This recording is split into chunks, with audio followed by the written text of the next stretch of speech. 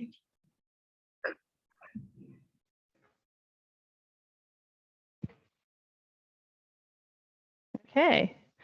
well, thank you. Good afternoon and welcome to everyone to our in-person attendees here in Baker Botts San Francisco office and to our virtual attendees wherever you are around the country. Thank you so much for joining us. My name is Lily Chin and I am the chair of Baker Botts Environmental Safety and Incident Response Practice. As a longtime ELI Leadership Council member, I am so excited to host today's discussion, which is called Finding the Path to the Necessary Future, California, Climate and Energy in the Coming Decades. Before we get started, I wanted to give you a quick roadmap on where we're going. After introductions, I'm going to turn it over to ELI President Jordan Diamond for a virtual welcome. And then we will have an hour of a moderated Q&A with the panel here today. And then for the people who are here in person, we'll have a 30-minute networking event afterwards so we can actually talk in the real world to people who are not related to us.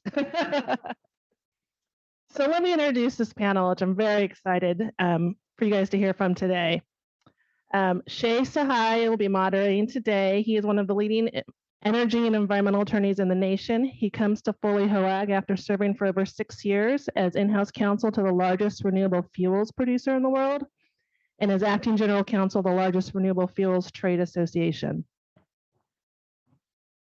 Ethan Elkin is the director of climate program at UC Berkeley's Center for Law, Energy, and the Environment and leads the Climate Change and Business Research Initiative on behalf of UC Berkeley and UCLA School of Law.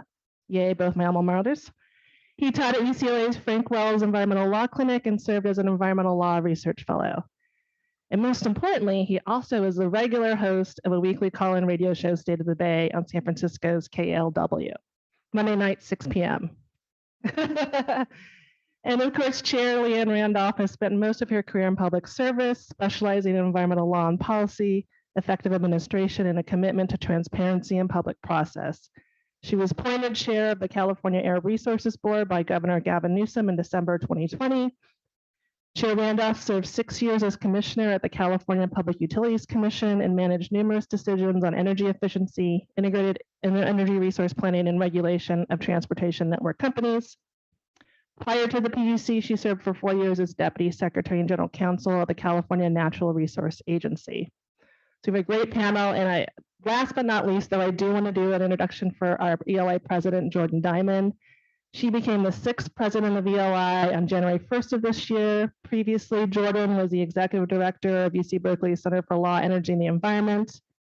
She's also been recognized for her work on marine policy, and she also co-directed the Law of the Sea Institute at UC Berkeley. In 2018, she was appointed by former California Governor Jerry Brown to serve on the California Ocean Protection Council. Prior to Berkeley, Jordan was also a staff attorney at ELI. Let me turn it over now to Jordan for a welcome. Thank you so much, Lily. And hello, everyone, and welcome to today's event on the challenges and the opportunities moving forward on climate in California. It is a delight and pleasure to be able to give a virtual welcome today.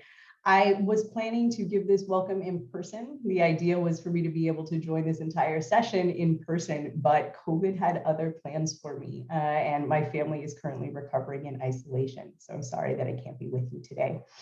But I do want to thank everyone involved in organizing today's event. From Lily and Baker Botts, if you're hosting, thank you, Lily, to Shay and Foley Hoag for helping moderate, to our team at ELI for organizing, and of course to our speakers and panelists who we'll get to in just a moment. Thanks to all of you. There's no more important question right now in my mind than how we operationalize ambitious climate goals. I do apologize for losing my voice. How we stay on the edge of what we know is possible right now versus where we need to be, what's necessary, because we know those two are not always the same, that innovation is necessary. And while we do that, how we make sure that we're protecting the people, the communities, and the places that are the reason we're doing this in the first place. This is not a field with easy answers. This is a field with complex challenges where we not only have to do our best to get it right the first time, but when we get it wrong, that we adapt and we keep learning to do better. Perhaps nowhere on earth is this process playing out as acutely as it is in California right now. With the 5th largest city economy in the world, as we often hear, what California does matters. It sets an example both of what other places can do and sometimes what not to do. It determines the lives and livelihoods of over 40 million people, and we have the will to keep pushing here. I'm from California. I both grew up here and also still live here today. And we haven't always gotten it right, but we've kept trying. The Environmental Law Institute seeks to facilitate this sort of conversation and to create dialogues and forums for discussion about the complex challenges we face today, where people can come together and discuss the gritty details. And that's where the rubber meets the road, is in those gritty, nitty-gritty details that we're trying to figure out as we operationalize and implement. That's why we wanted to host this conversation today, and we thank you again for joining us for it. As you know, and as Lily went over, today's conversation will be hosted by Shay in conversation with Chair Leanne Randolph of the California Air Resources Board and with Ethan Elkind, the Director of the Climate Program at UC Berkeley's Center for Law, Energy, Environment. Thanks to all of you for making time in your busy schedules for this conversation today. The California Air Resources Board, it was one of the most influential agencies in the country, and Chair Randolph has been leading it since the end of 2020. I also have to note on a personal note that my gratitude to Ethan, my former colleague of many years, whom I called late last week as soon as I tested positive and asked if he would stand in for me last minute, and who agreed to do so despite the fact that in a few hours he has to get his entire family, including school-age kids, to SFO for an international flight. So thank you again, Ethan, and I owe you one. Before I turn things over for the in-person event, I should also note 2 housekeeping items because we all love some good housekeeping. First, in the spirit of conversation, there will be plenty of time for questions and comments. If you are attending virtually, you're welcome to submit your questions through the Q&A function. If you're attending in person, then midway through the session, we'll turn into the live Q&A session. You can verbalize your question on the spot. If you are having any technical issues, if you're attending virtually and have any technical issues, please feel free to contact the organizers and they will respond to you if Zoom is still working. If Zoom is not working, please email Megan Ruge at ruge@eli.org. So I have now overstayed my welcome for an in-person event, but thank you again for a few moments, and I will turn things over to Shay to dig into the main program. I wish I could be there with all of you today, but look forward to the conversation from afar. Thank you again. Great, thank you so much, Jordan. And thanks to ELI for serving as such a fantastic organization and putting together these sorts of events. Specifically, I want to thank Melody and Madison over there for helping do a lot of legwork that allowed this to happen. Also, Baker Botts and Lily, thanks so much for providing such a fantastic venue and helping with the logistics as well. So let's dive right into the event. Ethan, I was hoping you could set the stage for us a little bit. We've both been practicing for about the same time period, and during that time, there's been a huge transformation in energy and environmental law. It went from really kind of a backwaters area where there were kind of no jobs and not much to do except for the Waxman-Markey bill, maybe when we first started, to being really a central focus to big parts of the economy now. Can you talk a little bit about, from the academic perspective, how you've seen environmental law evolve over the last 10 plus years? Yeah, absolutely. So hopefully everyone can hear me okay. I don't know about the virtual audience, but I'll just keep talking. So yeah, I appreciate the question. I mean, I think there's been a number of big changes in the environmental space and really all driven by climate change. And I think the key thing here is that to fight climate change, we have to industrialize in a new way. And our environmental laws were geared towards sort of the old industrial regime of a fossil fuel-based economy. But now if we want to reduce emissions, we've got to build a lot of new stuff. And we've got to build a lot of renewable energy facilities. So solar PV, wind, geothermal, some biomass. We've got to build a lot of energy storage. We've got to build battery factories, new electric vehicle factories, and new transmission lines. So it's a whole lot of industrial development that has to happen. And basically our old environmental laws that were conceived of and developed in the 60s and 70s primarily they're now bumping up against a lot of the technology that we need to deploy to fight climate change. So I think you're seeing those laws come into play often in conflict. I mean, the permitting is a big challenge now because we have a lot of the technologies we need, but we can't get them deployed. And a lot of that, not all of it, but a lot of that is on a lot of these environmental laws and permitting processes that we have. So that's one thing I would point out. But then the other thing is just the amazing technological changes just in the last decade. I mean, I remember I was talking to Jamie Callahan today about the early days, 2010. We were talking about, hey, these electric vehicles sound pretty exciting, and the solar PV seems like a really important technology. How do we get it going? And you think about where we are today, the cost decreases that we've seen. I mean, battery prices have come down 90% in the last decade. Solar panel prices, 70, 80%. Wind turbine prices have come down, and then things like LED light bulbs have dramatically plunged in cost. So, it's just been an unbelievable technological change in the last 10 years that I think when you combine that and all the new industries that have come up, along with the need to kind of harmonize our environmental laws that were geared up for a different era of fossil fuel-based energy, I think that's a big part of how the whole environmental law field has really changed in the last decade or so. And the fact that awareness about climate change has really increased, and it's much more urgent. People are more aware of it, and so it's kind of embedded now in almost every company, every field you go into. There's going to be some aspect of climate change involved. Interesting. I was jotting down a lot of things I'd like to come to. We only have an hour, so we'll try to be careful about what we focus on. Leanne, let me start with something a little bit more on the personal side. Obviously, you've served as a lead of a lot of the most critical agencies in California that impact environmental issues and really set the standard for obviously the state, but really the nation and the world in a lot of ways. So, I mean, what are the primary things that motivate you as you've kind of taken these leadership positions, and what makes you excited to really go to work and work on things day to day?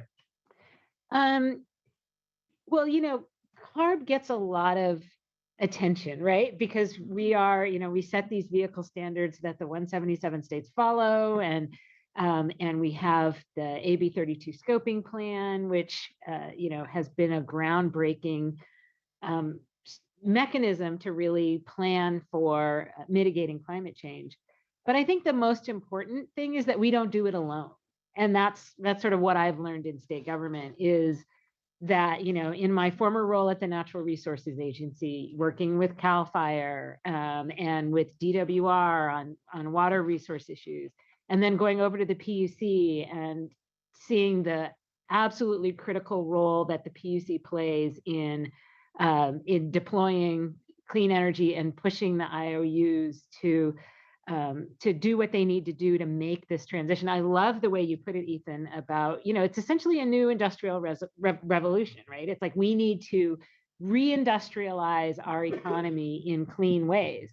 And spending 6 years doing that at the PUC was incredibly gratifying, working with the Energy Commission, and then now at CARB, working with the US EPA, pushing them on their truck emission rules that they have pending right now, working with the local air districts all up and down the state, and making sure that their strategies are complementary in terms of reducing air pollution, but with the added benefit of tackling some of our GHG emissions at the same time. And so it's very much an all hands on deck, coordinated partnership with a lot of agencies.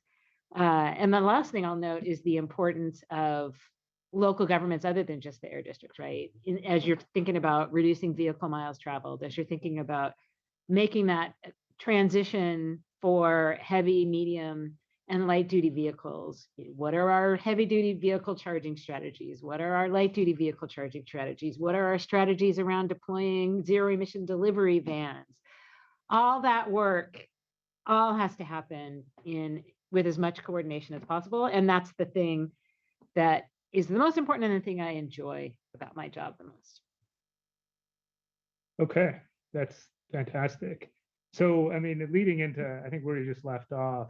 So, and this is probably what everyone's wondering, what would you say your top 3 priorities are at CARB moving into the next couple of years? So we have an incredibly ambitious board calendar over the next 12 to 18 months.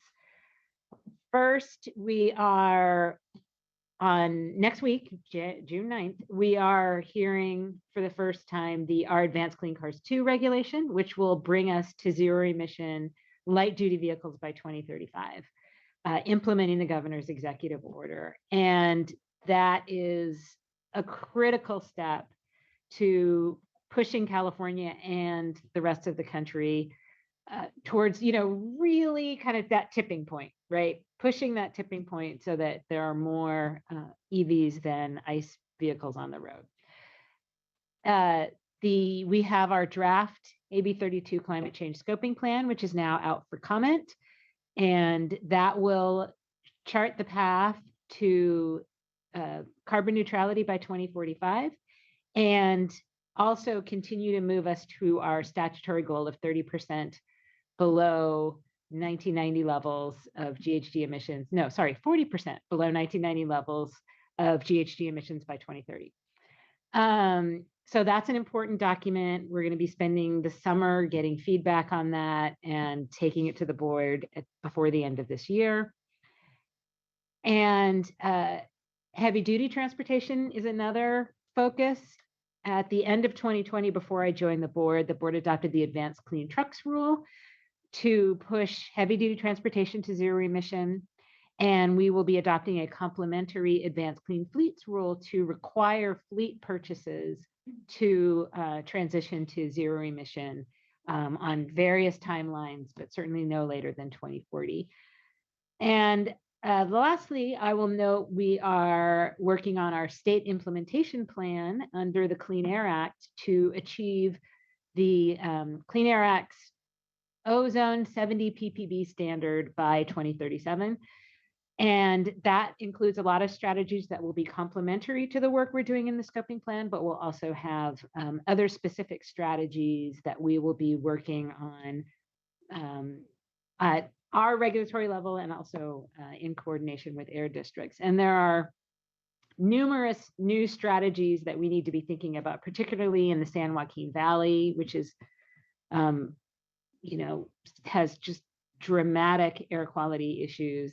And then, of course, South Coast as well. So thinking about strategies like charbroilers. Like I used to walk at these restaurants that have their charbroiler going oh, that smells really good. And now I walk by and I'm like, you need to stop that. Really nasty, particularly in the San Joaquin Valley. So we have a lot of work to do over the next few years, and just really enjoying working with staff and, as I mentioned, my fellow agencies to get all this done and make progress. Awesome. Well, that's quite a full agenda. To start you off in a new job. There's more. There's AB 617. We could talk about that for days. Okay, maybe we'll take you up on it.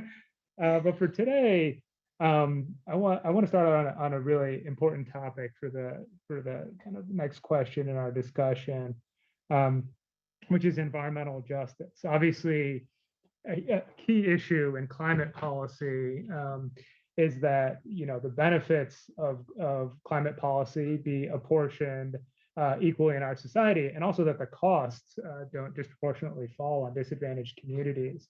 And I know both of you spend a lot of time thinking about these issues. So, Ethan, maybe you could kick us off with kind of providing your thoughts on, from an academic perspective, again, on how environmental justice and climate policy really interact with each other. Yeah. Well, this is a really important issue. And I think there's a couple ways to think about this. So first of all, most environmental justice communities, what they're concerned about is conventional air pollution, not necessarily carbon emissions. I mean, not to say they don't care about climate change, but they're dealing with some immediate toxic pollution in their groundwater, in the air that they breathe. They may live next to a freeway and deal with emissions from trucks or next to industrial facilities. So what we think of as co-pollutants to carbon emissions is really something that they feel like threatens their immediate health. So that's one important point to make about the environmental justice sort of perspective on this. And then secondly, there's a process question for them that, historically and in many ways currently, environmental justice representatives, advocates are not necessarily at the table for a lot of these decisions that get made that affect their communities. So, often when you hear environmental justice advocates and community leaders talking, it's about those two things, the process and then the outcomes in terms of those co-pollutants. But with climate change, the irony here is that most of the emissions come from high-income people. They come from developed countries and wealthy countries, and then within countries, they come from essentially wealthy people from traveling and the extra driving and the bigger houses and the more material purchases. But the cruelty of all this is that it's often the lower income disadvantaged areas that get the brunt of the climate impacts that result. So it's created this unfortunate dynamic where, to reduce our carbon emissions, we often need to target upper income people. And we also need to incubate technologies that often start out very expensive. I mean, electric vehicles are a classic example of that. Tesla became this sort of the car of the rich. And in the early days of Tesla, I mean, the average income, the median income of a Tesla buyer was something like $400,000 a year. So it really wasn't an attainable technology. But we had to kind of subsidize wealthy people to buy down the cost of that technology to the point where we're finally at the cusp of electric vehicles being accessible to, potentially to lower income Californians. We're not quite there yet, although with the used vehicles we could be. So now it's sort of pivoted to this question of how do we democratize the benefits of these climate technologies, and how do we make things like rooftop solar or electric vehicles or heat pump all electric retrofits, energy efficiency retrofits in homes? How do we make that accessible to disadvantaged communities, to lower income communities? And it's a bit of a pivot because we haven't really had to do that so much to tackle the climate crisis in the early days.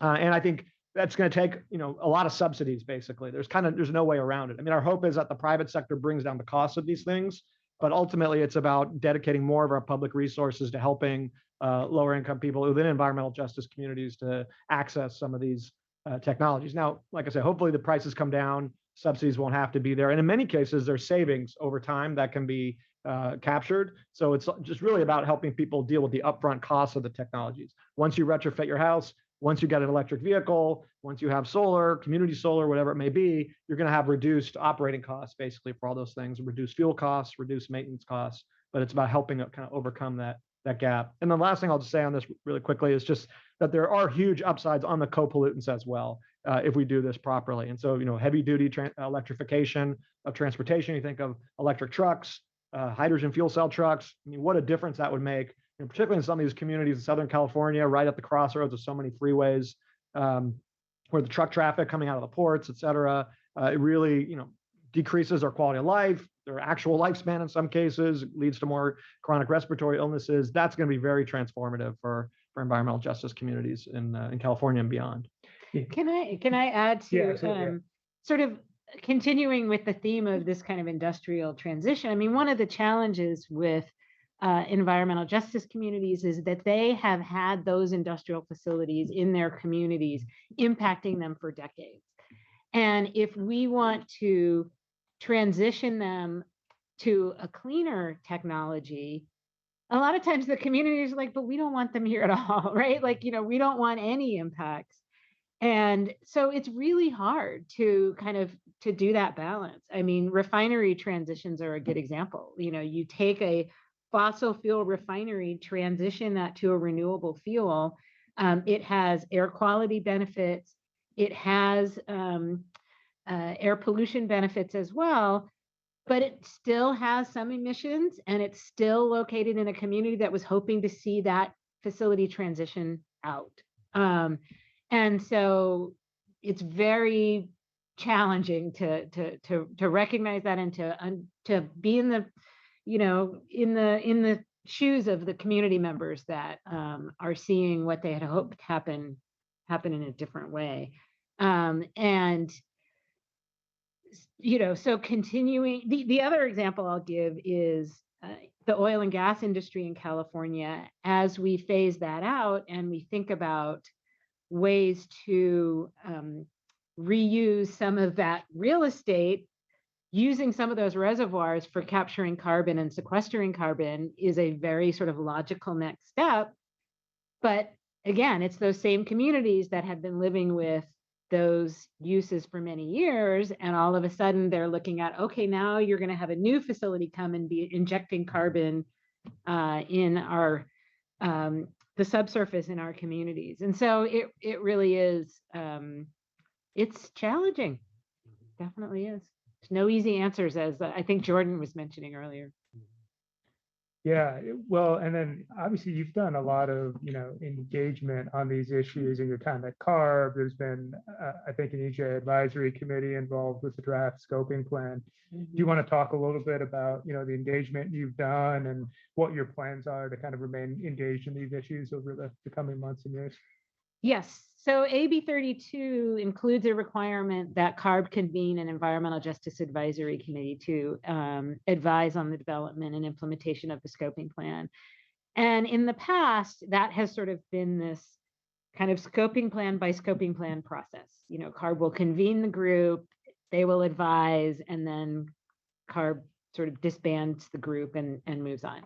And so I'm trying to approach it a little differently and not only have the Environmental Justice Advisory Committee advise on the development of the plan, but also the implementation. How can we convene an environmental justice advisory group that continues to stay engaged in the critical rulemakings that will be part of our work as we update the low carbon fuel standard, for instance, or as we continue to work on our vehicle regulations? Can there still be sort of ongoing engagement? But it is challenging because there are areas where we absolutely have a lot of common ground, a lot of agreement around the importance of transitioning heavy duty transportation, for instance, warehouse impacts, things like that. But there are other areas where there's just not agreement, between CARB staff and board and some of the environmental justice advisory committee members. And it's sort of how do you convene an ongoing dialogue, but recognize that you're not always going to agree, and that's okay. At the end of the day, sometimes we're just not going to agree. I will say that as I look at the work we do, the work I've done at the PUC and Resources Agency in the past, that environmental justice is much, much more at the forefront. It's much more part of the decision-making process. And so part of that is, can we get to a point where there is more ongoing dialogue and problem solving that recognizes that we are not, while we don't agree on everything, we're not at this constant dispute, but there are common areas that we can really work together to develop solutions. And I feel like that's the next frontier, kind of getting us to that point where we're really rolling up our sleeves and working together. Yeah, it feels like, a lot of the end goals, as you laid out, everyone shares, right? Which is, lower climate pollutants, lower criteria pollutants, obviously lower toxics, and then more equitable distribution of benefits. And, obviously there's challenges, getting everyone to agree on the path to get there. But hopefully there's kind of hope in the fact that we're all trying to get to similar end goals. So very interesting. Okay, so I'm going to ask one more set of questions myself, but then I'm hoping that folks in the audience will chip in with some questions. And I've already seen some questions start to come in online, so we can start to turn to those in a little bit. But for folks here in person, I'll look to you guys first after this next round. And so please feel free to think up some interesting issues for us to talk about. My next question for the two of you is, obviously electrification is going to play a huge role in the coming years in decarbonizing the light duty fleet and then the heavy duty fleet, as you alluded to. But there are some areas that are difficult to decarbonize that will remain. One such area is residual liquid fuel vehicles. So obviously, even if we're selling a lot of EVs in the coming years, liquid fuel vehicles are going to remain on the road for a long time. So there's a question of, okay, so what do we do about that? And then, of course, there's things that are just hard to electrify because of physics and chemistry. For example, aviation is a difficult sector. It's my understanding that it's hard to, put batteries in wings, essentially. So there's an argument that liquid fuels have a long-term play in aviation. So on both of those fronts, what are your thoughts? Maybe Leanne, we'll start with you on, how to deal with these, residual liquid fleets or otherwise hard to decarbonize sectors. Yeah, that's an important aspect of the scoping plan, is thinking about the legacy fleet, the opportunity for drop-in fuels that are renewable, don't require a lot of new infrastructure, but can be used in diesel vehicles. And while not ideal, they will help us improve emissions as we make that transition. Thinking about the potential for hydrogen and what are the right uses for that. Our modeling shows that if we succeed in all of our vehicle and building electrification goals, that California is going to be experiencing dramatic load growth in a way that it just hasn't in recent years. Because we've been so efficient, we've been able to keep load growth down. And, now it's all bets are off. We want to grow that load as much as we can. So thinking about what are our strategies for firm dispatchable power? Are there going to be new technologies that help us close that gap? Is it going to be hydrogen that helps us close that gap? I think we need to be pretty open right now and sort of welcoming a lot of different solutions for recognizing that we do have in both buildings, vehicles, and industry, there's gonna need to be a transition. And the other thing I'll say before I turn it over to Ethan is also thinking about short-lived climate pollutants, capturing methane, and how we're reusing that. What are the opportunities to continue to do that? Right now, we are incentivizing that in the transportation sector. One of the things we need to think about is, do we allow more incentivization of that for the industrial sector as well? So we're absolutely going to need liquid fuels, and being pretty thoughtful and aggressive in making sure those are as clean as possible is a key part of the scoping plan. Well, first of all, I think it's always nice just that we can talk about the hard to decarbonize sectors. I mean, what that really implies is that we kind of see what the future holds for the vast majority of our emissions. I mean, on electricity and transportation, we have the solutions. It's just now about deploying them as quickly as possible. So I think, that in a way, it's almost something to celebrate that we get to think about these hard to decarbonize sectors. And I think Chair Randolph mentioned the big sort of hopes for out there. I mean, hydrogen is a big one. In order to meet 100% carbon-free electricity by 2045, we're really going to need to overbuild renewables, and that means we're going to have surplus solar and wind. I mean, think about April, May, this time of year, we have too much solar on the grid. Essentially, we're not running our air conditioning that much, which is a good thing. We could be devoting a lot of that to potentially producing hydrogen, green hydrogen, if we can store it in a place where it won't leak. We can retrofit some of our power plants to run on hydrogen. There may be opportunities to, essentially create carbon neutral natural gas, take advantage of our existing natural gas infrastructure by, capturing carbon and creating natural gas out of that. I mean, you're still emitting, but you're not pulling that carbon out of the ground and putting it back in the air at least. And then, who knows what other types of solutions might be out there. I think with the liquid fuel piece, thinking about the legacy fleet, we were just talking about this before the panel started, that you hear a lot about range anxiety for electric vehicles, but imagine if we get to that real tipping point with electric vehicles, and that we no longer even have to say electric vehicles, or just vehicles. And if you go to the auto dealer, or maybe there is no more auto dealers and a car just comes to your driveway, it's going to really depress the gasoline market. And gasoline stations already don't really have great margins. They make most of their money on the convenience stores, with the gas pumps there. It may be a lot harder to find a gas pump, and you may see a pretty swift death, essentially, of the internal combustion engine as people need to pivot. I wouldn't guarantee that's going to happen, and we shouldn't assume that's going to happen, but you could imagine we get to that point where that world comes to fruition. Yeah. It's too bad we only have an hour. There's a lot to talk about there, including how that dynamic is going to play out, right? Where EVs make gas cheaper, but then there's going to be some counter feedback, right? Because as gas is cheaper, then it's going to kind of incentivize some internal combustion engines to stay on the road. But anyway, let's save that topic for maybe an entire other panel. Let me turn to the audience now and see if we have any questions in the room. Bueller? Okay.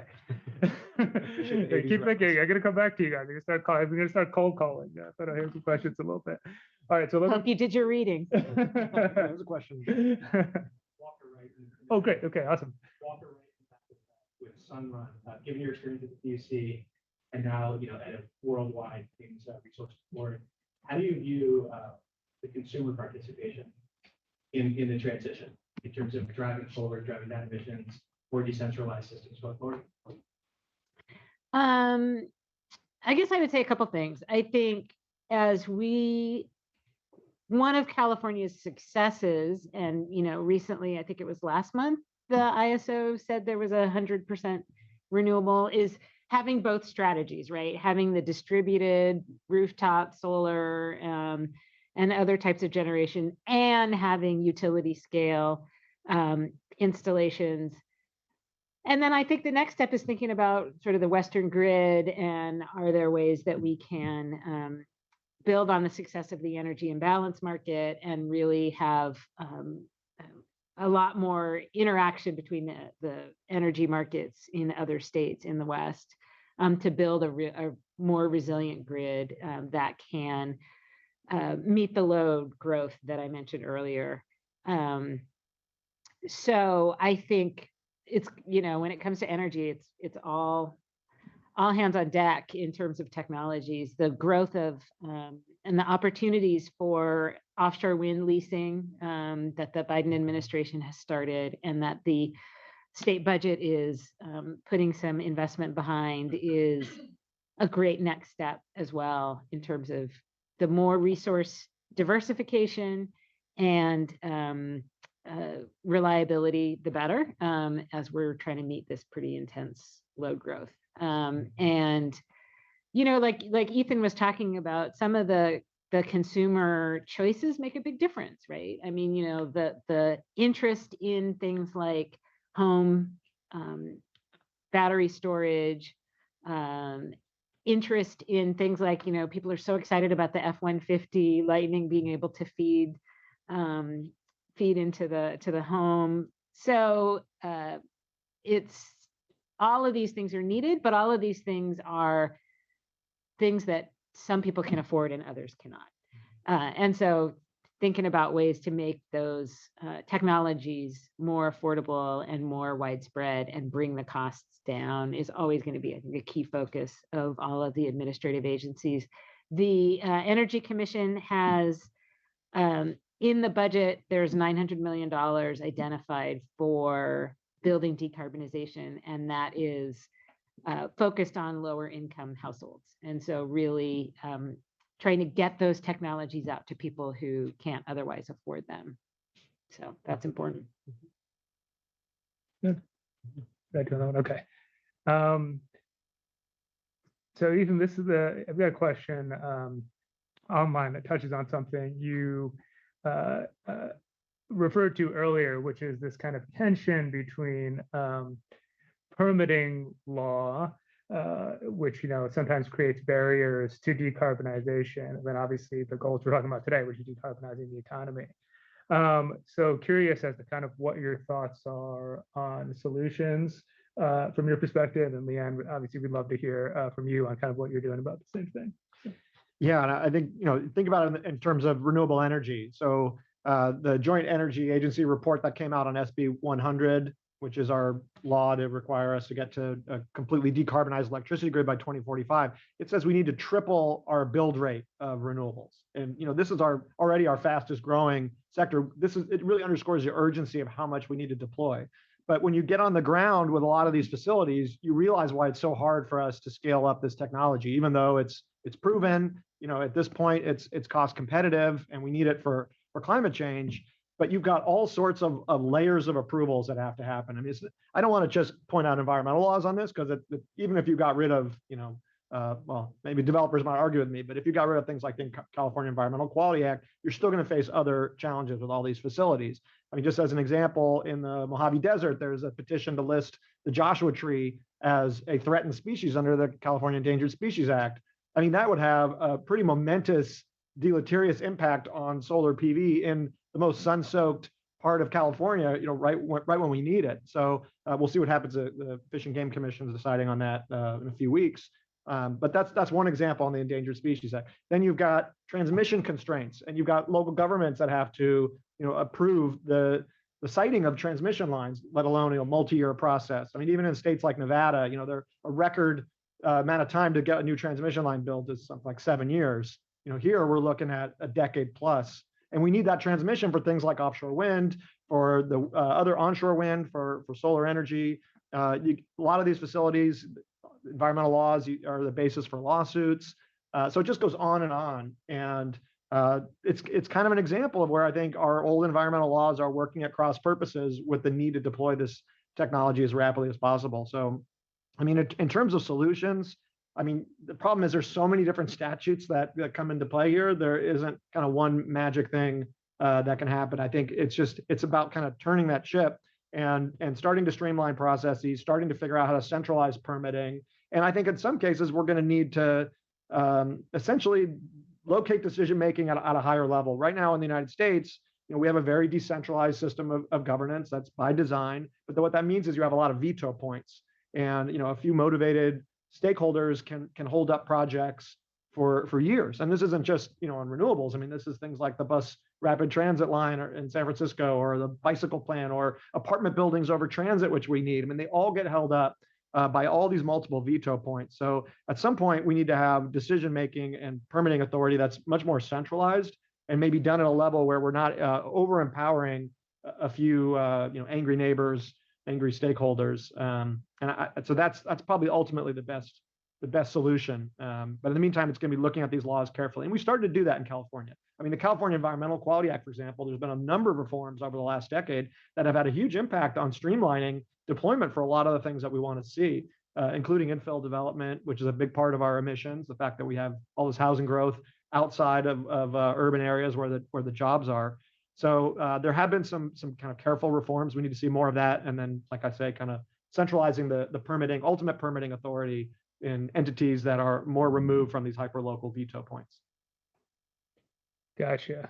Man, we can talk about this all day too, but Leanne, I mean, as a regulator here, kind of how are you dealing with these issues, and what are you working on in terms of trying to streamline some of these renewables projects?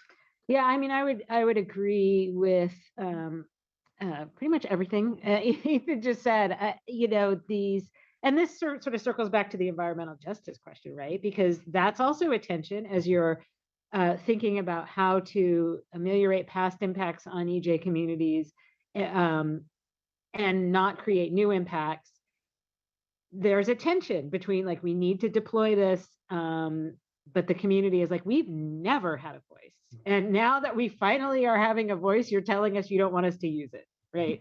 So that's very hard.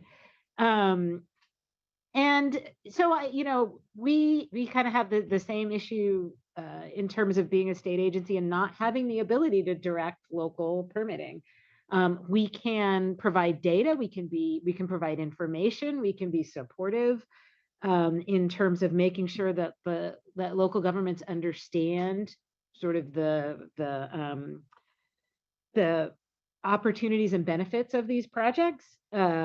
But at the end of the day, it's really their decision. And we just really try to be that bully pulpit.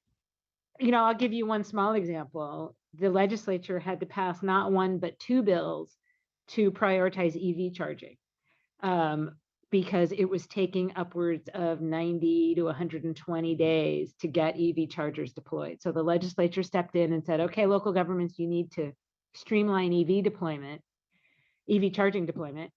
And then they didn't. So the legislature had to step in again.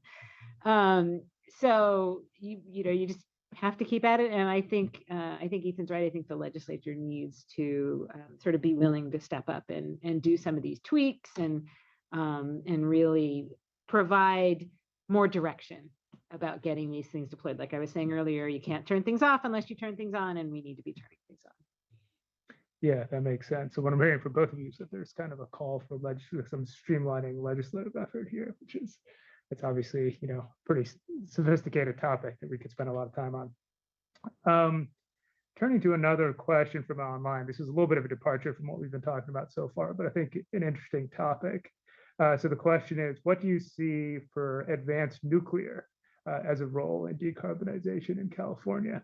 I'd love to hear from you guys on that kind of novel technology. Yeah, that's a tough one in California because I've never actually read the statute, but my understanding is that the statute says you have to have a place for the waste before you approve new nuclear facilities in California, and that is just a big, huge issue. Yeah. So there's not a lot of love in California for nuclear. So I kind of feel like that is a little more of a national question. So I don't know, Ethan, if you have anything to add. Yeah, actually, I was on a radio show this morning about the future of Diablo Canyon. Mhm. So it's online, KQED Forum. We were talking about, the governor now has submitted a letter to try to keep Diablo Canyon open past 2025. That's our last remaining nuclear power plant, for those of you who don't know. And so, it's a heated issue. It's funny, we got these callers, these kind of the 70s generation, that really kind of grew up fighting nuclear power versus, we got some, as far as I can tell, younger callers who are like, look, we're in a climate emergency. We need everything on the table here. And of course, the issue of extending an existing plant versus new, like advanced nuclear, that's a bit of a different question. I think there may be more agreement on extending the nuclear power plants that we have now because we are in a climate emergency. This is carbon-free baseload power, and the plants are already there. Now, advanced nuclear, there's a lot of talk about it, but we haven't really seen that be deployed yet. So, if they can figure it out in a way that addresses the storage issue, addresses the siting issue, and frankly, the insurance issue. The federal government has had to be the backstop to ensure these facilities. The private sector is not going to step in because even though the risks are pretty small, when things go wrong, as we've seen over the last few decades, it's pretty catastrophic. Now, you could argue that existing fossil fuel plants have much higher sort of death, per capita rate from the pollution of those facilities and chemical, explosions and those sort of things. But nuclear does carry a catastrophic risk with it. But what I've seen is that in terms of renewable energy and getting to a carbon-free grid, we can get up to 80, 85% pretty cost effectively. It's that last increment that we're going to have to solve for. And, maybe there's a role for some, new, smaller scale type of nuclear energy, but there are other technologies. We don't necessarily have to go there. There are increasingly interesting innovation on energy storage, long duration energy storage, and we're really just starting to see that market kind of take off. And there's all sorts of gravity-based stuff that people are experimenting with. Elevators in buildings. It's kind of amazing the type of ingenuity that I think is out there. So I don't think we're desperate to get nuclear online. But like I say, if they can prove that advanced nuclear can work and cost effectively and safely, it should be part of the conversation, I think. It's kind of ironic that Diablo ended up being sort of the last facility and ends up being the focus of this discussion, because as someone who voted on the closure, I can tell you that, it's not an earthquake fault. It is not compliant with once through cooling. It has a lot of issues that, maybe if it were, in a different place or a different technology for the actual units, or, it might have been a different discussion, but it's just, we ended up with it as the last one standing. And and the stories around it, what I've heard, they didn't know there was the offshore fault, initially. They hadn't even bothered to check to see if there was a fault there. Yeah. They got the reactors mixed up. They looked at when they're building it, they had the plans backwards. So it doesn't inspire a lot of confidence. Right. And we'll see if it gets extended. But the alternative, if we are in an energy crunch because we're seeing extreme heat events like what happened, I think it was just last year, where the whole West was in a heat wave, and so we didn't get the imports of power that we needed. Are we going to be turning to natural gas plants in California and keeping those going when we know there is, direct pollution impacts from those? These are tough choices and trade-offs all around. Yeah, I think some of the advanced nuclear technologies are meant to run on waste from traditional facilities, but there's still something left over. So I'm not sure that if there's some sort of statutory issue here, which I'm not sure there is, that would, then I don't think that would completely solve the problem, because obviously there's something that's still left over at the end of the day you have to do something with. So, but all very interesting stuff. Lily, do you have a question?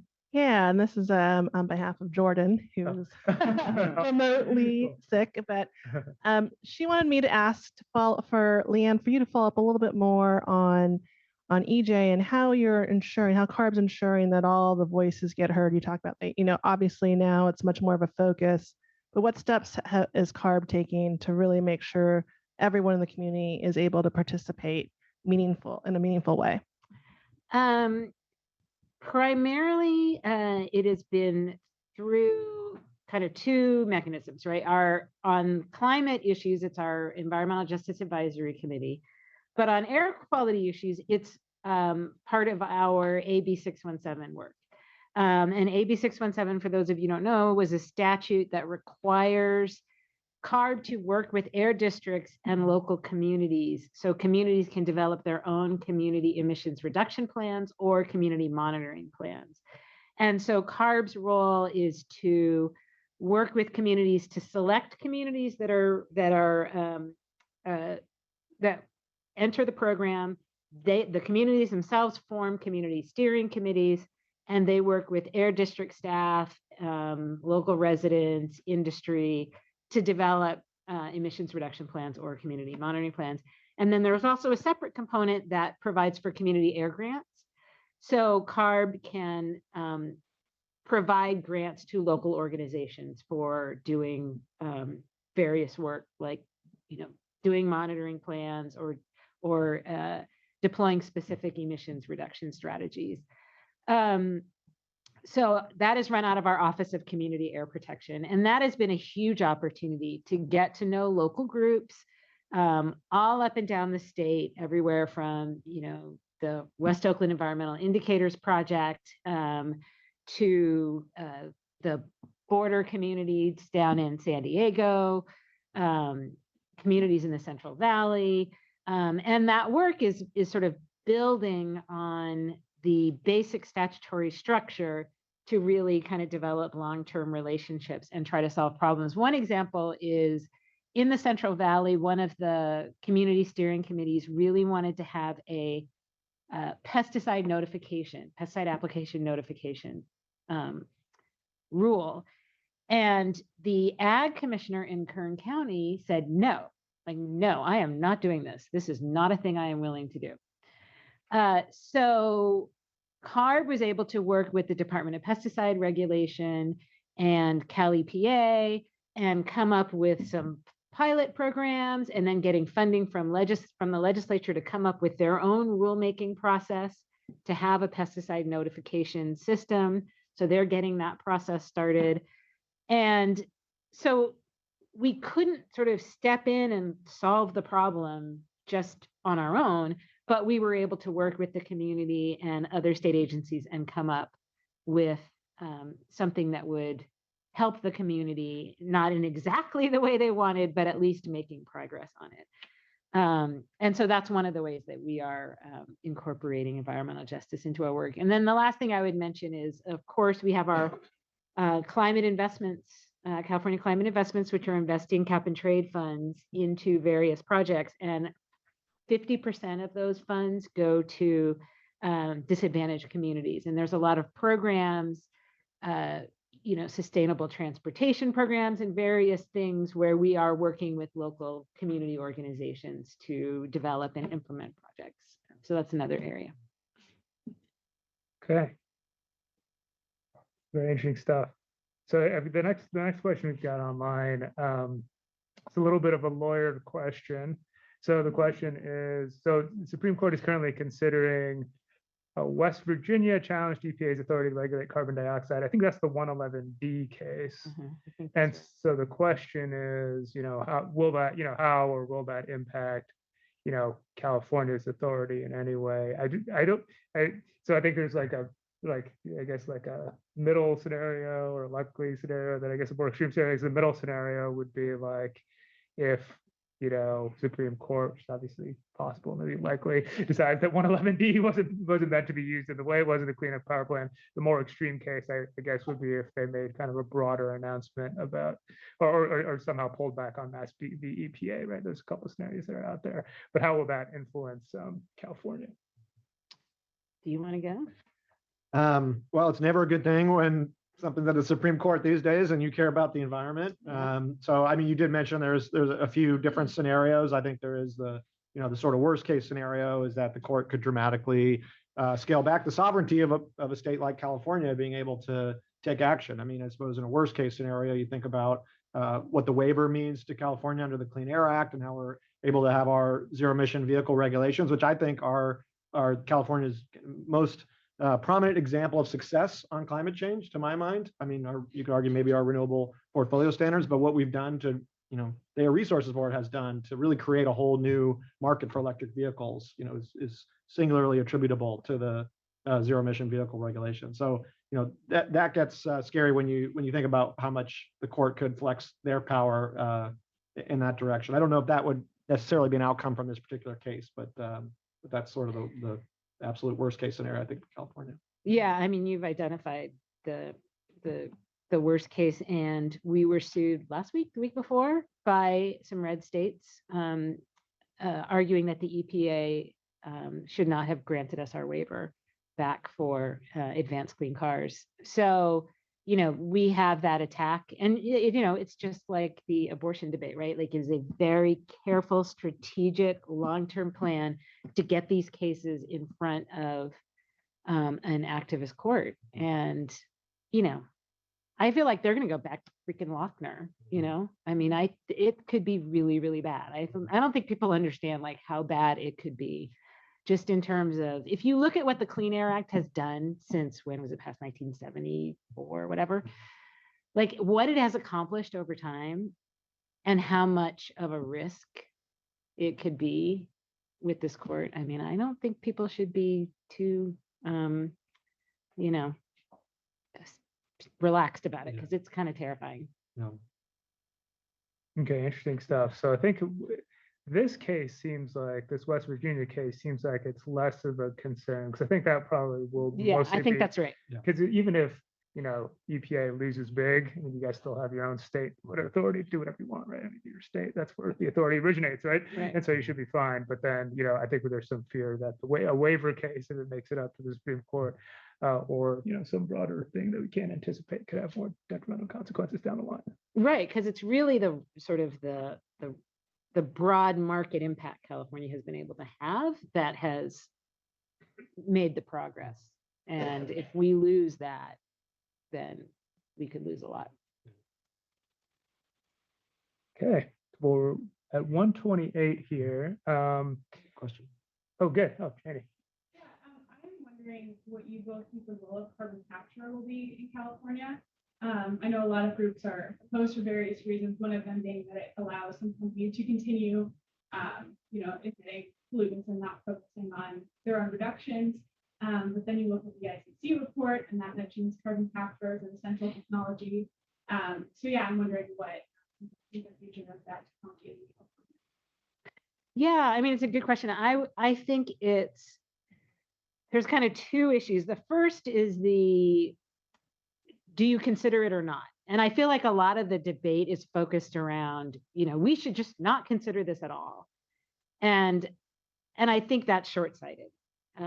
Because again, California has the opportunity to really try out these things, to create strategies that are deployable in other states and around the world. So I don't think we want to just sort of say no. I think we need to be clear-eyed about what the potential is and the challenge of the siting and the permanency in underground reservoirs and all of the kind of implementation steps.